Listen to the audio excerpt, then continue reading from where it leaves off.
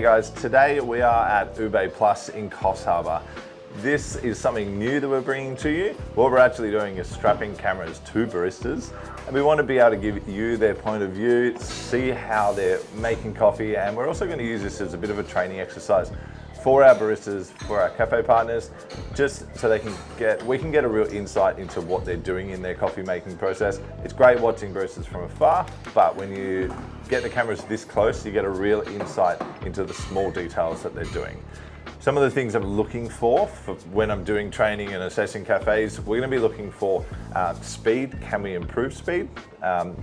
But also maintaining the quality. We want to make sure that the coffees are all going out consistently, that they're following recipes, that the coffees are being prepared well. So they've always done our fundamentals training, all the cafe partner baristas have, and there's going to be many techniques that they'll learn. Now it's about those small details. So let's watch this video together. You'll see this is Nicole. She is a young barista. She hasn't been in it for that long. Ube's only been open for about 6 to 8 weeks now, so this is just a cruisy little Tuesday morning that I was able to get in there and strap the cameras to Nicole and watch her make coffee. So let's watch it together, and I'll talk you through some of the things I think she's done really well, some of the techniques she's following well, some of the things she could improve on, and hopefully that helps you in your coffee journey and when you're making coffee, whether some of these tips for her might also apply to you as well. So let's get started with a oat coffee here. Now, straight off the bat, I reckon I spotted just a little bit too much milk, maybe put in this jug. She might have a hard time kind of spinning this because of the small jug. It's a 360 ml jug, milk pitcher, some people. So great job on purging that steam on and cleaning that off. Just a latte, so that's a 220 ml latte glass. It's a 360 ml pitcher. Milk texture looks beautiful. For oat milk, it's nice and glassy, and her pouring technique I'm really happy with. What I want to check is just how much milk she's got left, because I did pick up she might have put a fair bit in to begin with. So yeah, there was probably just a bit of milk that went down the sink there. I would have kind of mentioned. You're always thinking about how much you're starting with. If you're finding that you're tipping a lot of milk down the sink and you're getting that wastage, let's look at how much we're starting with. There's so many times it's a small detail that people don't always think about.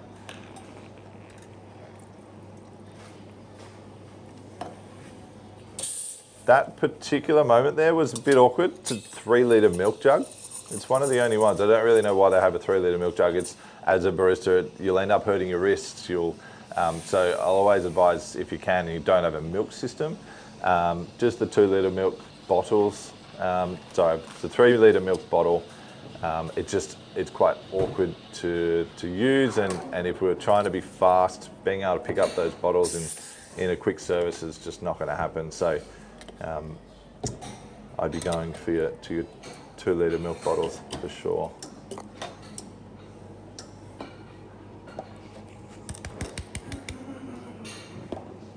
Cool. So she's just making a cappuccino here. You can tell because there's actually a little C on the cup.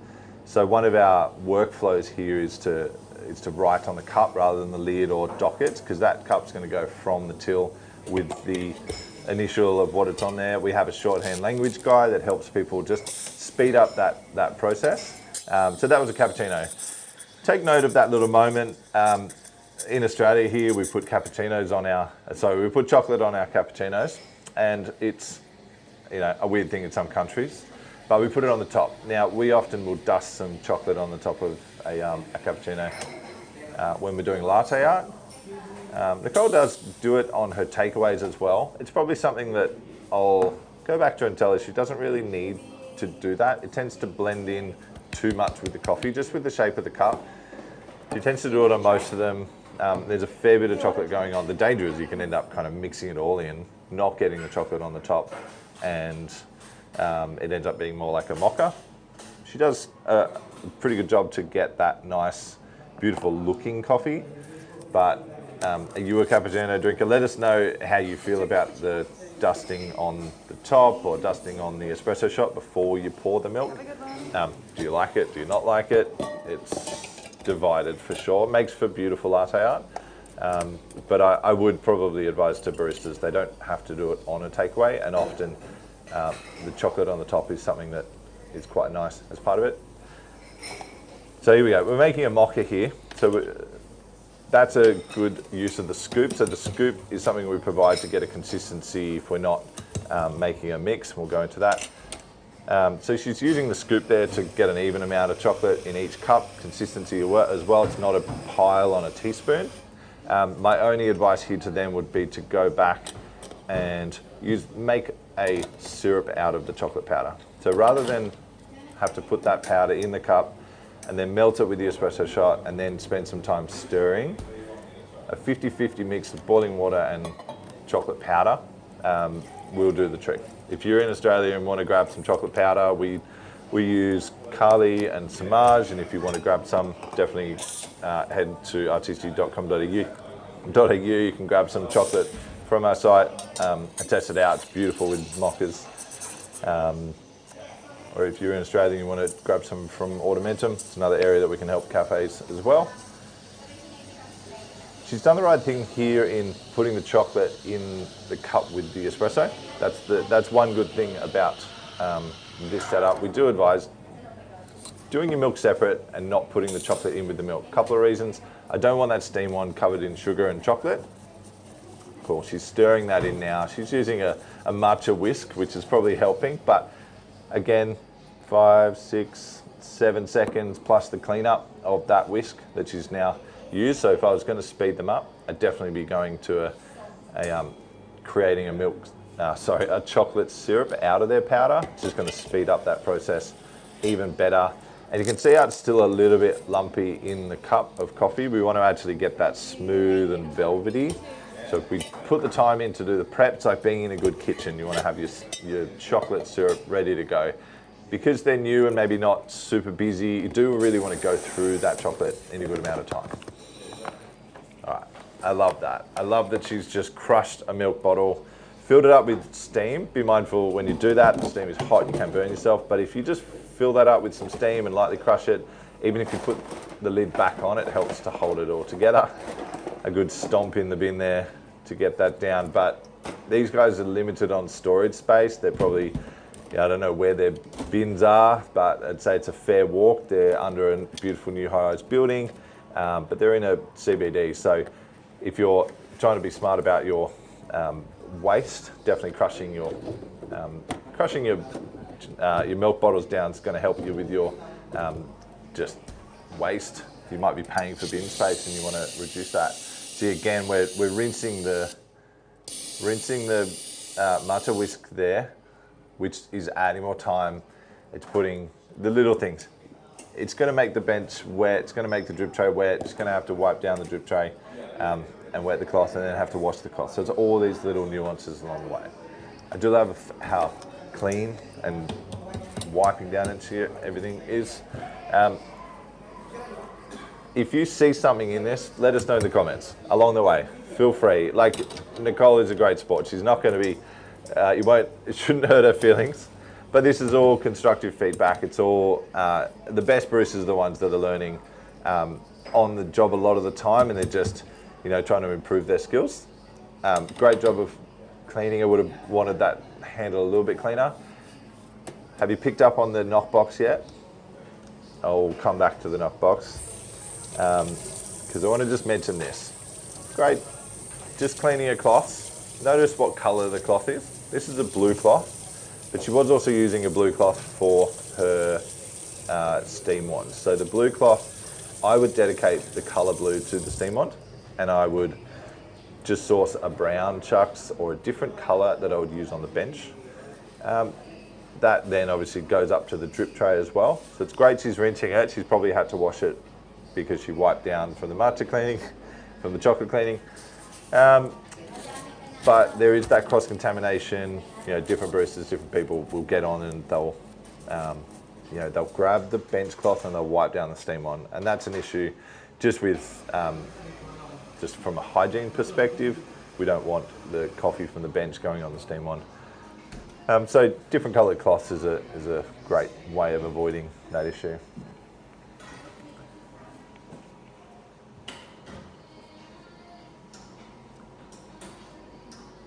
So you might see up in the corner of the shot here, there's a little spiel on the wall about Ube. Ube is the name of the business, the cafe, but Ube is actually a purple yam. It's actually something that's becoming really popular. It's much like in the kind of matcha chai space. These guys are making amazing cold foams out of it. It's got this like real vanilla chocolatey flavour to it, and they really leaned into it. One of the things we discussed with them was their branding and to go hard and go strong on it. They had a really clear vision of wanting to use the purple colour, and you can see the splashes of purple throughout the shop. Nice clean setting, beautiful white coffee machine. So this is a brand new build that they just went through. I actually worked with them on their bench plan, so keep an eye out for another video in the future where we'll probably break down how we came to this. There's a few considerations with it, but they've done a great job of carrying that branding through. So if you ever get the chance to try an Ube latte or an iced coffee with Ube syrup in it, it's quite delicious. These guys are like 2 minutes, or just one street from the current Pacific Highway, New South Wales, Coffs Harbour. So if you're travelling through Coffs and you want a quick coffee, definitely drop in and see Ube Plus. Have a look around, and if you're in this area on the mid-north coast of New South Wales or all up and down the coast, there's plenty of great Artisti cafes to choose from, and our roastery is here as well. So if you want to drop in and say hi.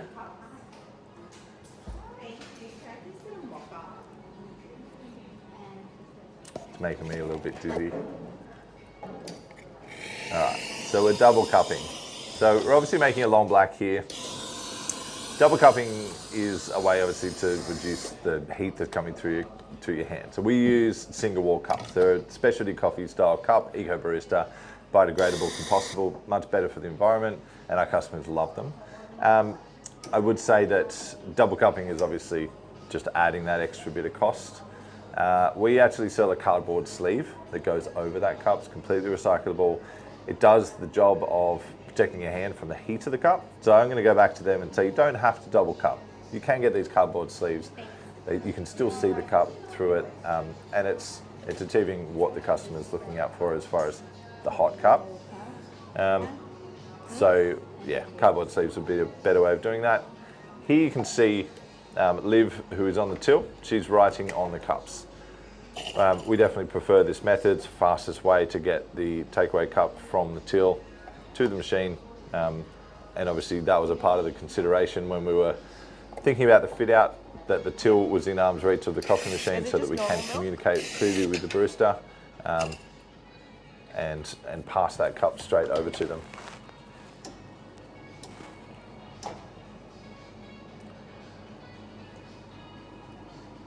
I'm curious to see, this long black's going to be really full. So she's filled it right up.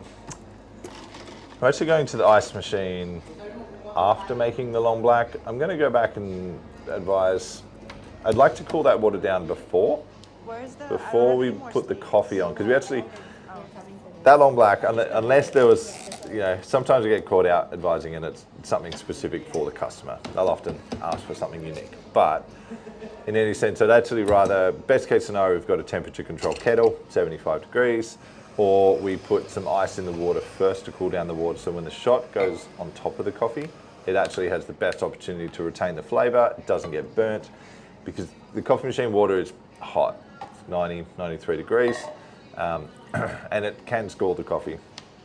So I would have preferred to put the ice cubes in the water and then put the shot on. We're in Australia, a long black is that espresso floating straight on top of that coffee. Something I'm really happy with through this whole process is obviously the distribution and tamping and use of what is the Cinoart PT2. It's a really great, consistent auto tamp, very competitive with puck press and others. If this is something, it's probably the highest selling or most thing we put into cafes around Australia because it's such an easy win to get that consistency and get away from hand tamping. But the NCD tool is in all of our cafe partners as well. We'll definitely encourage that because it creates that consistency between your parks and yours. So if you're watching shot times and you're learning how to make coffee better, you're going to want to reduce those small nuances that are going to change your shot time. So having good distribution is a big part of that. They're all normal milk, I love that she's doing this pouring technique on every single coffee. They all look great. They're all well blended. So I'm really happy that she's carried through that from our training.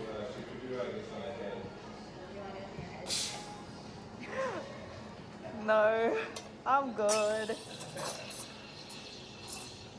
Same with this spitting technique.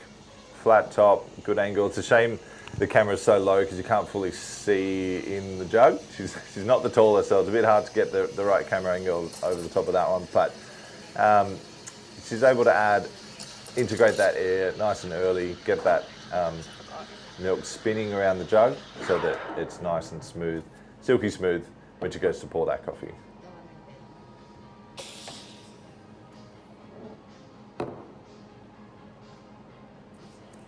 Again, consistency in this pouring technique just means every coffee is blended nicely with that milk. This coffee machine she's working on, it's a Lamazocco Linear PB. It's a 2 group. It'll pump out coffees with good workflow and even with the second person on there.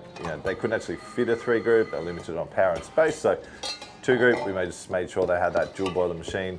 So that milk is consistently really quick on the steam and really well textured with that dedicated steam boiler. All right, coming back to this knockbox, notice how far away this knockbox is from the machine. It kills me. So what we're actually going to do, now that we've got to this point, what it is their fridges hadn't arrived when we were planning this out. So the fridges have ended up going in spaces that they have to move the knockbox every time they want to get into a fridge or one of the freezers. So what we're actually going to do, we're going to cut a hole in the bench above the bin and we're going to integrate the knockbox into the bench and put a large bin underneath. That's going to remove the whole standing knockbox altogether, which is going to help them. But we didn't know that was going to be a challenge for them until their fridges arrived and which way they were going to open, because sometimes you just need to adapt as you go. But stepping all the way back over to the side to get to that knockbox is not ideal. Every step away from the machine doesn't help, plus you're going to be cutting someone off that's trying to get to the cold milk section if they're trying to help you as well. So the way that their fit out worked, just trying to get fridges to fit in such a small space. These are little nuances we had to do, and also to get that jug rinser sitting in that bench, we couldn't put a fridge underneath the jug rinser. So there's all these little things you've got to think about.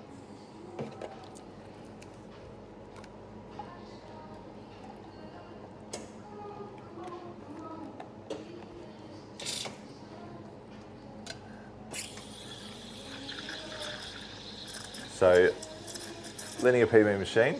She's also using the Marconi E65S. It's the grind by weight model. So you might notice that there's no dosing pots and no scales like you might see in our other videos. So moving to grind by weight grinders is something we're definitely going into and helping our cafe partners get into. I love the dosing pots. They're actually sometimes faster, believe me or not. So I'm not moving everyone to grind by weight, but it's definitely something that we're looking at doing. I'm looking at many of the grind by weight grinders. We'll do more videos on that because I don't necessarily think the Marconi is the answer for us and everyone. We've had some challenges with it, like we do much equipment, but they just require a lot of cleaning, a lot of maintenance. So we're looking at some of the other ranges like the Ferrentados. So we'll come back to you with more information about grind by weight grinders for sure. But between the Marconi, the Cinoart, and the Linear PB, beautiful setup, and you can see it's able to be kept nice and clean and shiny.